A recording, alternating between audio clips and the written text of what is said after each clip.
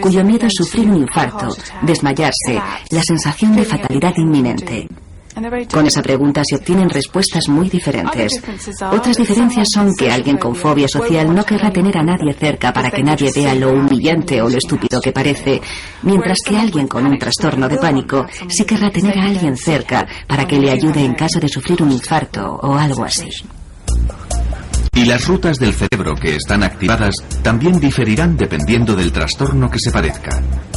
Cuando se han estudiado grupos de personas con estas afecciones y se han analizado qué partes del cerebro se encienden y cuáles se disparan en una situación que provoca ansiedad, parece que también son diferentes dependiendo del trastorno que se sufra.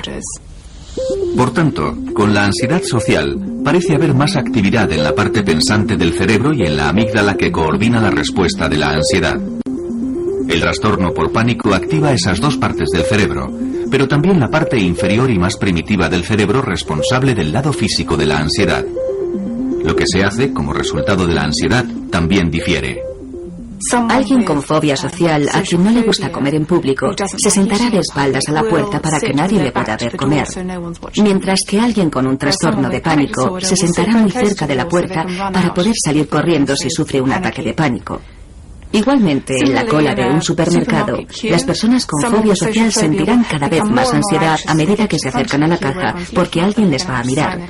Van a tener que firmar su tarjeta y les temblará la mano y todo el mundo lo verá. Sin embargo, alguien con trastorno de pánico se sentirá cada vez más angustiado porque no puede salir de ahí. La agorafobia de Sandra era tan intensa que evitaba salir de casa. Sin embargo, no le impedía estar con gente. No padecía fobia social. No tenía problemas con los grupos sociales, pero salir y dejar la seguridad de mi casa era mi zona segura. Necesitaba el contacto con la gente, porque yo soy una persona muy sociable, igual que mi marido. Los dos lo somos. Pero tener gente en mi casa era algo diferente. Los ataques de pánico que tenía me incomodaban mucho, porque tenía que irme al dormitorio o al baño para intentar que se me pasaran. Cuando sufría un ataque, tenía que volver a salir y ser sociable de nuevo. Hace 7 años que el trastorno de ansiedad no controla la vida de Sandra Snow. Atrás han quedado los días en que el simple hecho de tener que ir al dentista le provocaba un ataque de pánico. Lo peor fue un día que me dolía una muela y no podía salir de la cama. No podía parar de llorar. Sentía mucha pena de mí misma. Nunca tuve ganas de suicidarme. Nunca quise acabar con mi vida, pero sentía que ya había tenido bastante.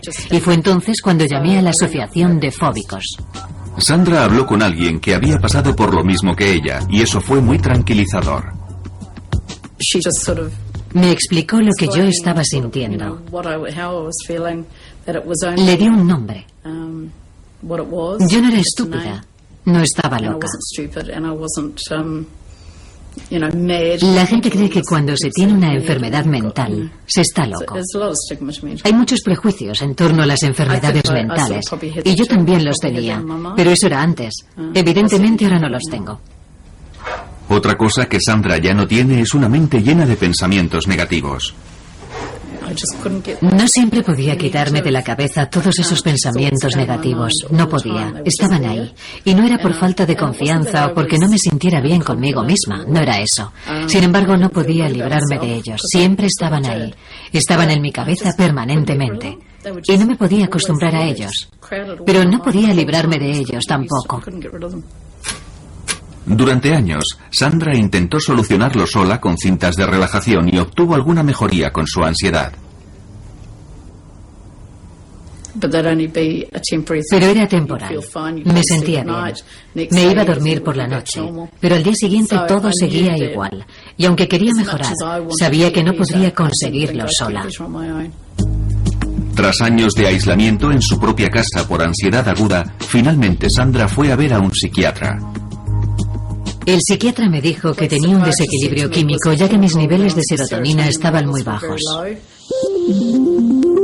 Una parte clave en el sistema de comunicación del cerebro, la serotonina neuroquímica, lleva señales por la sinapsis, los huecos que hay entre las células cerebrales. Los antidepresivos también se recetan para tratar la ansiedad.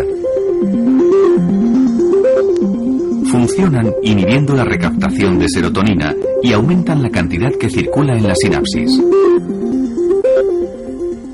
Las rutas de la serotonina en el cerebro comienzan en su parte primitiva, el cerebro central, y lo atraviesan. Y eso explica que el aumento de los niveles de serotonina tenga efectos beneficiosos en todos esos sistemas. Sandra no estaba muy convencida acerca de la medicación. Estuve llorando todo el camino de regreso a casa, pero sentía que era lo correcto. Sentía que estaba haciendo algo positivo y en el fondo me sentía bien. Y a pesar de que no fue fácil al principio, la vida de Sandra empezó a cambiar lentamente.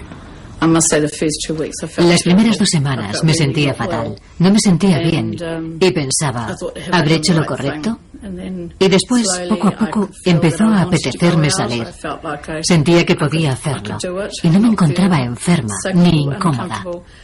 Poco a poco empezamos a dar pequeños paseos en coche, caminando por el barrio, y todo se fue arreglando.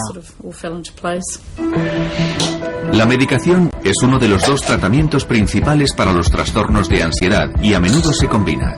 El segundo es una forma de psicoterapia conocida como terapia cognitiva del comportamiento. Creemos que la terapia cognitiva del comportamiento rompe las rutas que afianzan y establecen estos trastornos. La terapia cognitiva del comportamiento actúa desde la corteza prefrontal hacia abajo para neutralizar las rutas afectadas por los trastornos de ansiedad. Una parte de dicha terapia es aprender a conocer los síntomas y romper el ciclo de ansiedad antes de que éste se produzca. Es duro, porque cuando te das cuenta de que estás angustiado, tu respiración se acelera automáticamente. Y claro, es muy difícil percatarse cuanto antes y decir, vaya, estoy teniendo ansiedad. Necesito concentrarme en la respiración. No se puede controlar sin que la gente se dé cuenta de que le está pasando, y eso ralentiza mucho las cosas. Pero cuando las cosas se tranquilizan, los síntomas empiezan a desaparecer. La terapia cognitiva del comportamiento también rompe las rutas de ansiedad intentando influir en cómo uno se siente. Las emociones son experiencias muy fuertes y también relativamente primitivas. Las emociones hacen trabajar a una parte del cerebro conocida como sistema límbico, y aprendiendo a controlar la manera de pensar, se pueden controlar de alguna manera las emociones y los síntomas físicos de la ansiedad. Un fóbico social, cuando está entre gente, piensa que todo el mundo le observa y odia ser el centro de atención porque está convencido de que va a hacer algo verdaderamente embarazoso.